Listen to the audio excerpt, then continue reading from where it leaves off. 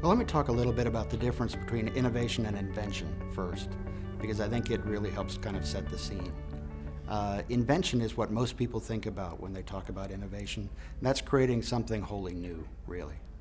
Innovation is really the process of trying to figure out how to solve the problems that you have today or the problems that you see coming in ways that get you there faster.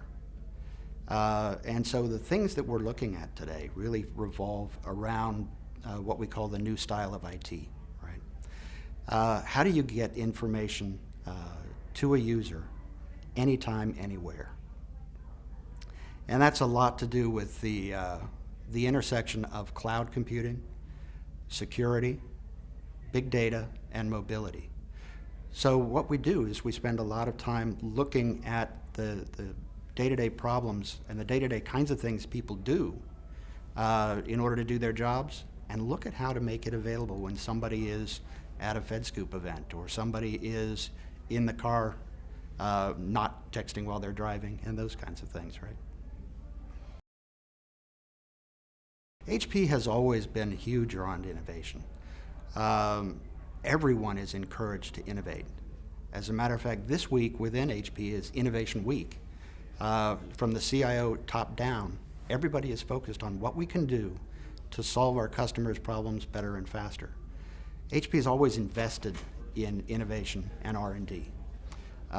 We spend $3.5 billion or more, every year doing innovative work. We have HP Labs, which does pure research.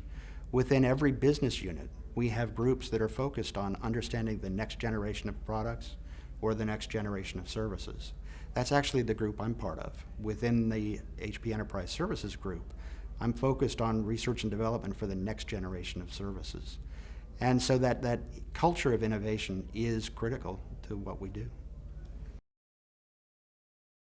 You've really just got to have the willingness to invest. You've got to invest time, you've got to invest people, you've got to invest capital. You've got to be willing to fail. That's one of the biggest things. People are so afraid when they talk about innovation that they're going to put money into something, or they're going to put time or effort or put some very skilled people on a project, and it might fail. The thing about innovation is you have to be willing to take risk. And so when you're looking at that, you've really got to think through, what are the problems I'm trying to solve? What are the problems my customers have? And is there a better way to get where they're going faster? It's kind of like a curve. If you look at the way things evolve, they begin to go up, an uphill curve, and eventually you get to a certain place where you can solve the problem. The way I look at innovation is really a step change.